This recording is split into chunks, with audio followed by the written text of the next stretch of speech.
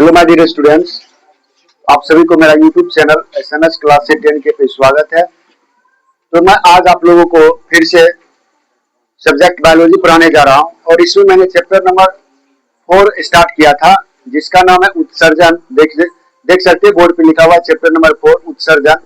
इसको हम इंग्लिश में इमिशंस कहते हैं। क्या कहते हैं बाबू? इमिशंस। और मैंने इसके बारे में ऑलरेडी पहले लगभग 2 वीडियो बना चुका हूं इस चैप्टर के माध्यम से और मैंने इसका बेसिक भी पढ़ा चुका हूं। आज मैं आप लोगों को एक नया टॉपिक लेके आया हूं।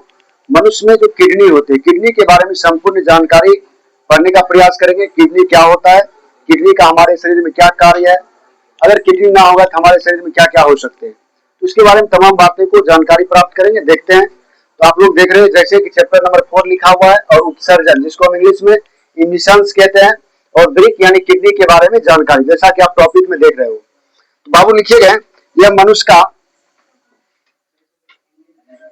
किसको बाबू हिंदी में ब्रिक कहते हैं। क्या कहते हैं? ब्रिक। ब्रिक कहते हैं। क्या कहते हैं? ब्रिक। देखिएगा, यह मनुष्य यह मनुष्य यह मनुष्य का यह मनुष्य का प्रमुख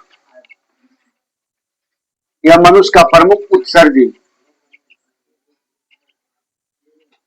यह मनुष्य का प्रमुख उत्सर्जी अंग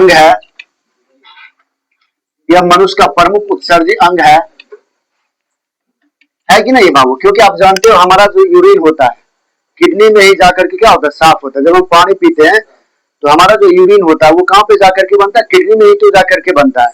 तो ये कैसा हो गया? उत्सर्जी अंग हो गया ना। ये मनुष्य का क्या है? प्रमुख उत्सर्जी अंग है। उसके बाद लिखोगे दूसरे पॉइंट में, लिखोगे हम ऐसे करके पॉइंट दे दे लिखते हैं, आप लोग भी अपना फेर बना लेना। इसे हिंदी में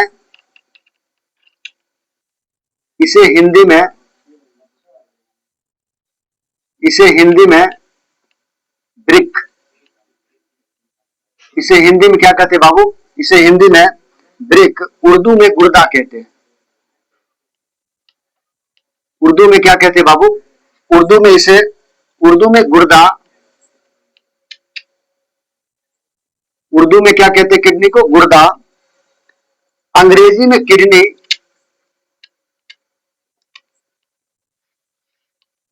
अंग्रेजी में क्या कहते हैं बाबू? किडनी। अंग्रेजी में किडनी, अंग्रेजी में किडनी। लैटिन में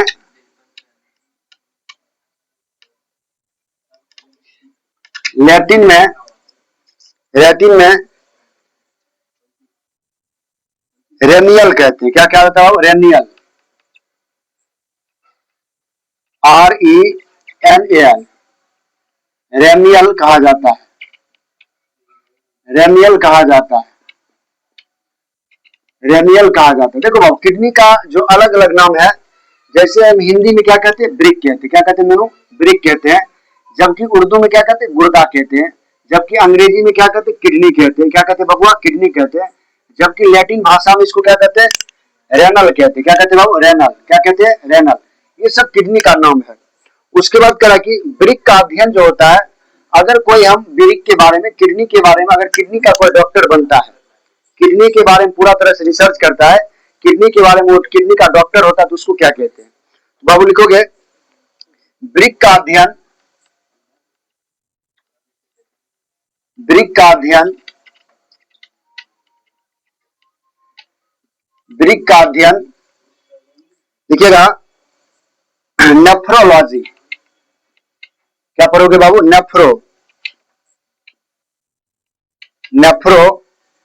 नेफ्रोलॉजी। नेफ्रोलॉजी क्या पढ़ोगे बाबू? यानी ब्रिक के अध्ययन को क्या कहते हैं? नेफ्रोलॉजी कहलाता है। ब्रिक का अध्ययन नेफ्रोलॉजी कहलाता है। ब्रिक का अध्ययन क्या कहलाता है? नेफ्रोलॉजी कहलाता है। ब्रिक के स्पेशलिस्ट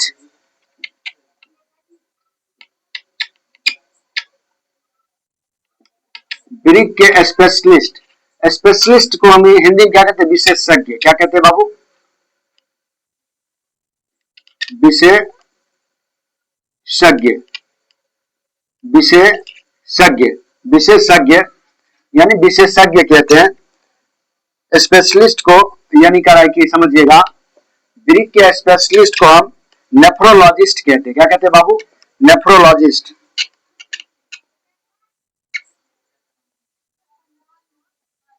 वृक्क के जो अध्ययन अगर करता है कोई, यानी वृक्क का जो कोई डॉक्टर बनता है, यानी पूरी तरह से वो स्पेशलिस्ट यानी वृक्क का ही, किडनी का ही वो डॉक्टर होता है, उसके बारे में पूरी तरह से अध्ययन करता है, तो उसको हम नेफ्रोलॉजिस्ट कहते हैं। क्या कहते हैं बाबू? नेफ्रोलॉजिस्ट। देखोगे डॉक्टर के पास अगर आप जाओगे, जो किडनी के डॉक्टर होते हैं, उसके डिग्री में लिखा रहेगा नेफ्रोलॉजिस्ट। क्या लिखा रहेगा? नेफ्रोलॉजिस्ट। तो यहाँ पे समझिएगा, यह मनुष्य का क्या है बाबू? एक प्रमुख उत्सर्जी अंग है, अर्थात क्या है बाबू? ये इमिशंस है। इसे हिंदी में वृक्क, उर्दू में गुर्दा, अंग्रेजी में किडनी, जबकि लैटिन में क्या कहते हैं? रेनल कहते हैं। क्या कहते हैं बाबू? रेनल कहा जाता है। वृक्क का अध्ययन नेफ्रोलॉजी कहलाता है, जबकि वृक्क के स्पेशलिस्ट अर्थात विशेषज्ञ को क्या कहते हैं? नेफ्रोलॉजिस्ट कहते हैं। क्या कहते हैं बाबू? नेफ्रोलॉजिस्ट कहते हैं। आगे आप पढ़ने का प्रयास करेंगे, आगे लिखेंगे, इसमें आगे लिखेंगे दोनों, लिखिएगा इसका आकार, इसका आकार, इसका आकार सेम, सेम के बीज, सेम देखे हो जो खाते हैं, इसका आकार सेम के बीज, सेम के बीज, सेम के बीज या राजमे के समान होता है। राजमे खाए होंगे आप लोग, या राजमे, या राजमे के समान होता है। राजमे के क्या होता है बाबू? समान होता है। राजमे के समान होता है, समान होता है। मानव में वृक्क की संख्या, मानव में वृक्क की संख्या, मानव में वृक्क की संख्या, मानव में वृक्क की संख्या, मानव में वृक्क की संख्या 2 या 1 जोड़ी होती है। 2 या 1 जोड़ी होती है। 2 या 1 जोड़ी होती है। 2 या 1 जोड़ी होती है। उसके बाद लिखिएगा इसमें अगला पॉइंट, इसके बारे में लिखोगे, इसका भार लगभग 140 ग्राम होता है। इसका वजन कितना होता है बाबू? इसका भार यानी वजन, इसका भार कितना होता है बाबू? 140 ग्राम होता है। कितना ग्राम होता है मीनू? 140 ग्राम, ग्राम होता है। किडनी का भार कितना होता है? 140 ग्राम। उसके बाद लिखोगे, यह पेरिटोनियम झिल्ली, यह पेरिटोनियम, यह पेरिटोनियम झिल्ली, यह पेरिटोनियम झिल्ली से घिरा होता है, से घिरा होता है। यह किससे घिरा होता है? तो पेरिटोनियम झिल्ली से क्या होता है बाबू? घिरा होता है। उसके बाद लिखिएगा, वृक्क की रचनात्मक, वृक्क की रचनात्मक और क्रियात्मक इकाई, वृक्क की रचनात्मक और क्रियात्मक इकाई, वृक्क की रचनात्मक और क्रियात्मक इकाई, क्रियात्मक इकाई नेफ्रॉन है। नेफ्रॉन है। कौन है बाबू? नेफ्रॉन। वृक्क की रचनात्मक एवं क्रियात्मक इकाई को क्या कहते हैं? नेफ्रॉन। कौन होते हैं? नेफ्रॉन होते हैं। कौन होते हैं बबुआ? नेफ्रॉन होते हैं। ठीक है। उसके बाद लिखोगे, वृक्क करीब, वृक्क करीब, वृक्क करीब 10 सेंटीमीटर लंबा, 10 सेंटीमीटर लंबा, 10 सेंटीमीटर लंबा, 5 से 6, 5 से 6 सेंटीमीटर चौड़ा, 5 से 6 सेंटीमीटर चौड़ा तथा 2.5 से 4 सेंटीमीटर, 4 सेंटीमीटर मोटा होता है, मोटा होता है, मोटा होता है। यह रक्त को छानता है। यह रक्त को क्या करता है बाबू? यह रक्त को छानता है। यह रक्त को क्या करता है? इसका कार्य, इसका कार्य, इसका कार्य पेशाब, इसका कार्य पेशाब का निर्माण, पेशाब का निर्माण, इसका कार्य पेशाब का निर्माण और हमारे शरीर में, और हमारे शरीर में, और हमारे शरीर में अम्ल तथा, हमारे शरीर में अम्ल तथा, हमारे शरीर में अम्ल तथा क्षार की मात्रा,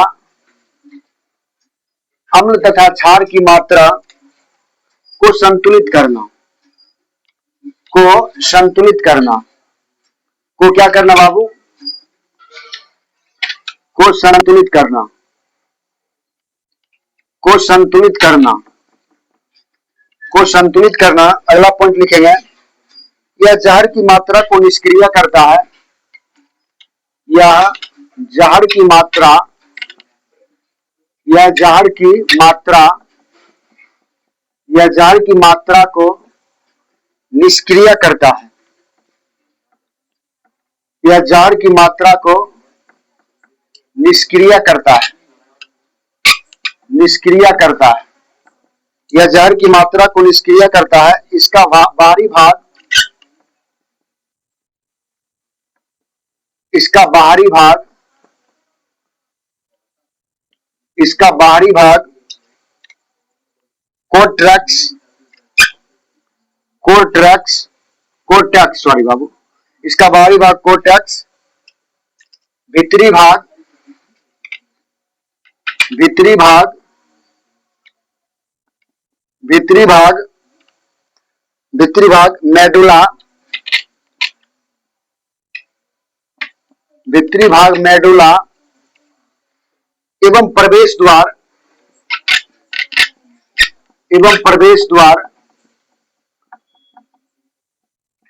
एवं प्रवेश द्वार रेनल,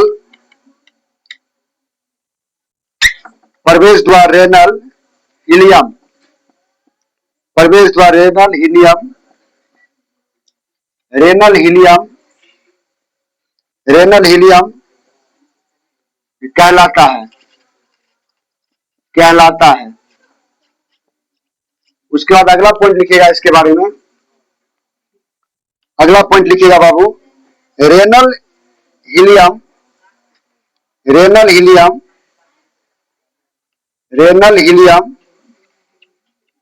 रेनल इलियम में सबसे अधिक, रेनल इलियम में सबसे अधिक, रेनल इलियम में सबसे अधिक,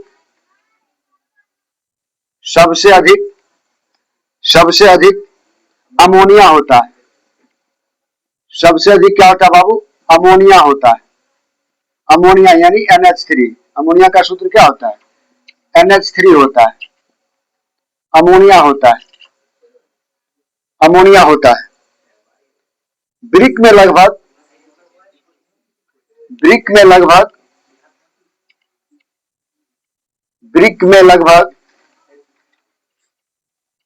ब्रिक में लगभग 10 लाख, ब्रिक में लगभग 10 लाख नेफ्रॉन होते हैं।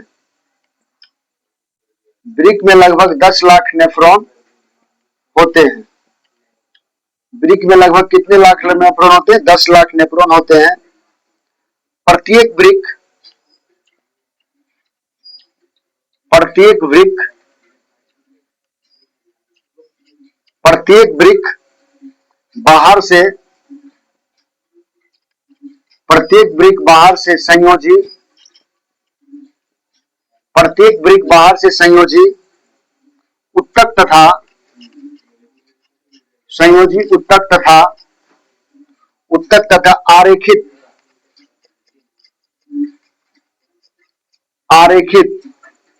पेशियों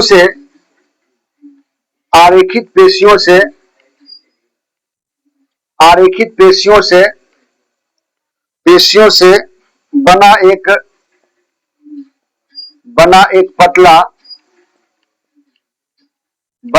पतला कैप्सूल से ढका होता है। कैप्सूल से ढका होता है। कैप्सूल से ढका होता है। प्रत्येक ब्रिक में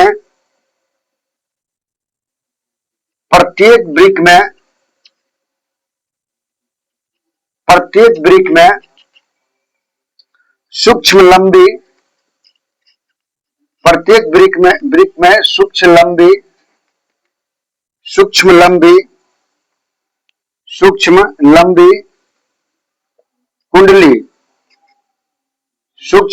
कुंडली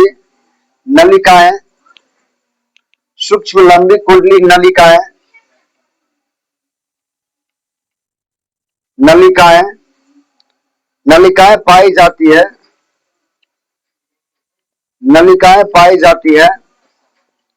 पाई जाती है जो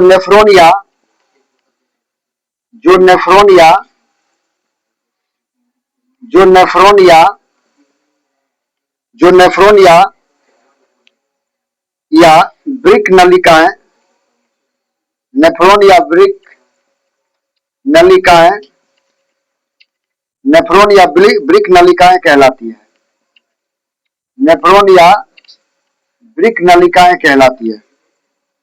तो इसको समझने का प्रयास करेंगे बाबू, क्या कह रहे हैं देखते हैं।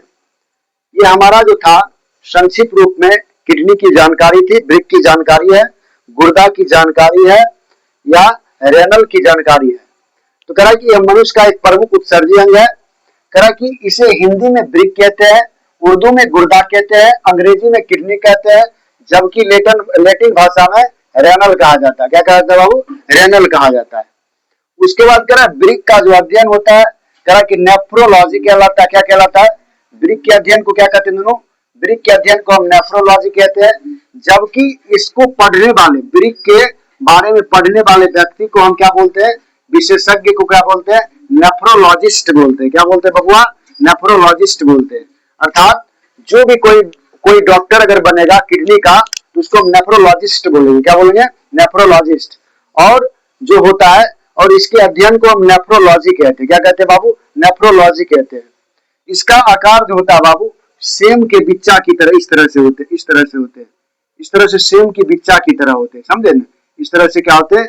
सेम की बिच्चा की तरह इस तरह से होते हैं।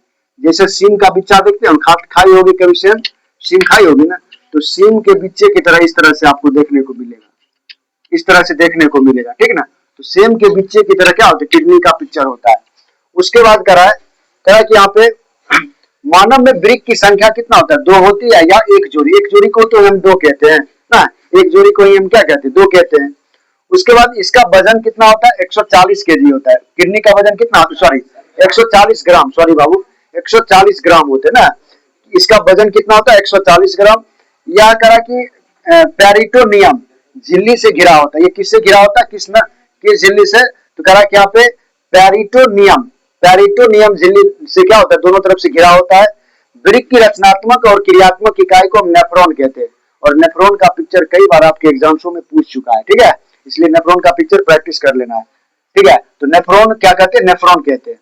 ब्रिक करीब लगभग 10 सेंटीमीटर लंबा होता है, 5 से 6 सेंटीमीटर चौड़ा होता है, जबकि 2.5 से लेकर के 4 सेंटीमीटर तक क्या होते हैं? मोटे होते हैं। उसके बाद कह रहा है यह रक्त को छानता भी है, रक्त को शुद्ध भी करता है, और इसका कार्य क्या है? पेशाब का निर्माण और हमारे शरीर में अम्ल तथा क्षार की मात्रा को संतुलित करना, ठीक है? यह जहर की मात्रा को भी निष्क्रिय करता है। मान लीजिए हमारे शरीर में हमारा खाने के दौरान अगर कोई पॉइजन वजन है तो उसको भी वो क्या करता है? अवरुद्ध करता है, उसको भी हटा देता है।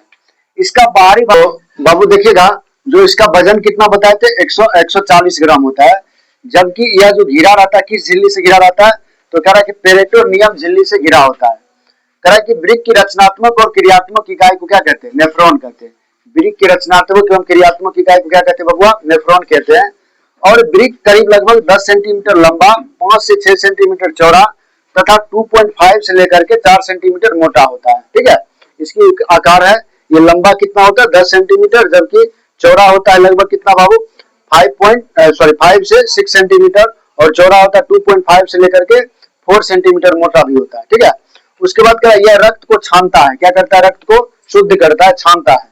इसका कार्य है कि पेशाब का निर्माण करता है और हमारे शरीर में अम्ल तथा क्षार की मात्रा को कंट्रोल करता है, संतुलित करता है। यह जहर की मात्रा को भी निष्क्रिय कर देता है। इसका बाहरी भाग को क्वाट्रैक्स, बाहरी भाग को क्या कहते हैं बाबू? क्वाट्रैक्स कहते हैं। और जबकि भीतरी भाग यानी आंतरिक भाग को हम मेडुला कहते हैं, एवं जबकि प्रवेश द्वार को क्या बोलते हैं? रेनल हीलियम कहलाता है। क्या कहलाता है बाबू? रेनल हीलियम कहलाता है। रेनल हीलियम में सबसे अधिक अमोनिया पाए जाते हैं। रेनल हीलियम में क्या पाए जाते हैं बाबू? सबसे ज्यादा क्या पाए जाते हैं? अमोनिया पाए जाते हैं। और कह कि वृक्क में लगभग 10 लाख नेफ्रॉन होते हैं। कितने लाख नेफ्रॉन होते हैं? लगभग 10 लाख नेफ्रॉन होते हैं। और कह प्रत्येक वृक्क बाहर से संयोजी होता है। क्या होता है बाबू? संयोजी उत्तक तथा कह कि आरेखित पेशियों से बना एक पतला कैप्सूल से ढका होता है। प्रत्येक वृक्क में सूक्ष्म लंबी कुंडली कह की नलिकाएं पाई जाती है, जो नेफ्रॉन या वृक्क नलिकाएं कहलाती है। नेफ्रॉन या क्या कहलाती है? वृक्क नलिकाएं कहलाती है। तो ये आपका जो था संक्षेप में क्या था, किडनी की जानकारी थी। तो इसको आप रखिएगा याद, ताकि आपको एग्जाम्स में अगर इससे रिलेटेड आता है तो आप लोग छोड़ के नहीं आओगे। यहाँ से ऑब्जेक्टिव भी क्वेश्चन बनते हैं और सब्जेक्टिव में लॉन्ग क्वेश्चन भी आ सकता है कि बताइए किडनी का सचित्र वर्णन करें। तो आप चित्र के साथ इसको वर्णन कर देते हैं तो आपको फुल नंबर आ जाता है। ठीक है, तो ये किडनी का एक संपूर्ण संक्षिप्त जानकारी था। ठीक है, तो फिर से हम अगले चैप्टर में, अगले वीडियो के माध्यम से मैं आपको इसके बारे में जो कृत्रिम होते हैं, ये तो आपको भगवान के द्वारा दिया गया किडनी के बारे में जानकारी था, और अगले वीडियो में मैं बताऊंगा कि किसी व्यक्ति का किडनी खराब हो जाता है तो आर्टिफिशियल जो होते हैं, कृत्रिम जो किडनी होते हैं, उसका किस रूप में कार्य होता है, तो उसको मैं नेक्स्ट वीडियो में बताने का प्रयास करूंगा। ठीक है बाबू, तो ये था एक संक्षिप्त जानकारी। अगर ये वीडियो अच्छा लगा हो तो जो मेरा यूट्यूब चैनल है उसको सब्सक्राइब करें, बेल आइकन दबावें और अपने दोस्तों में जगह जगह शेयर करें। धन्यवाद। फिर से मिलते हैं नेक्स्ट वीडियो में नेक्स्ट टॉपिक के साथ।